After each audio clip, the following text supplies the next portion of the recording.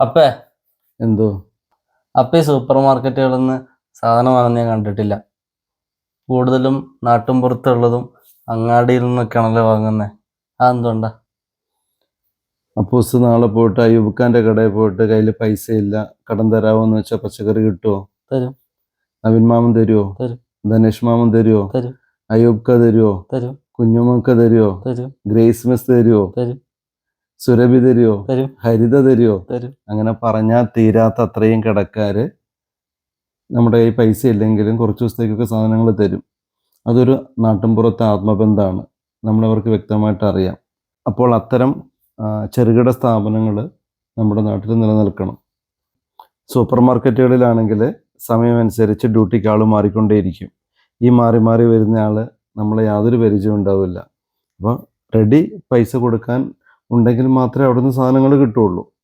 അപ്പോൾ നമ്മുടെ ഈ പൈസ ഇല്ലെങ്കിലും നമുക്ക് കടം തരുന്നത് നാട്ടിൻപുറത്തെ കച്ചവടക്കാരാണ്. അവർ നിലനിൽക്കണം. എൻ്റെ കുറച്ച് സുഹൃത്തുക്കൾ അവരുടെ ബിസിനസ് സ്റ്റോപ്പ് ചെയ്തു പോയി, വളരെ പ്രയാസപ്പെട്ട്, കച്ചവടം ഇല്ലാതെ. അപ്പോൾ നമ്മളെല്ലാവരും സൂപ്പർ മാർക്കറ്റിലേക്ക് പോയാൽ നാട്ടിൻപുറത്തെ കച്ചവടക്കാർ നിലനിൽക്കണ്ടേ? അതെ. നാട്ടിൻപുറത്തെ കച്ചവടക്കാരുണ്ടെങ്കിൽ ആ നാട്ടിൽ പട്ടിണി ഉണ്ടാവില്ല.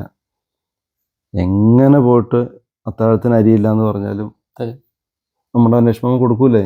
ഈ പറഞ്ഞവരൊക്കെ കൊടുക്കൂലേ? മടക്കി വിടില്ല. അത് ഒരുപക്ഷെ സൂപ്പർ മാർക്കറ്റിൽ നടക്കില്ല.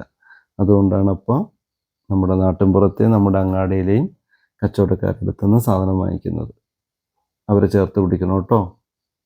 Be happy.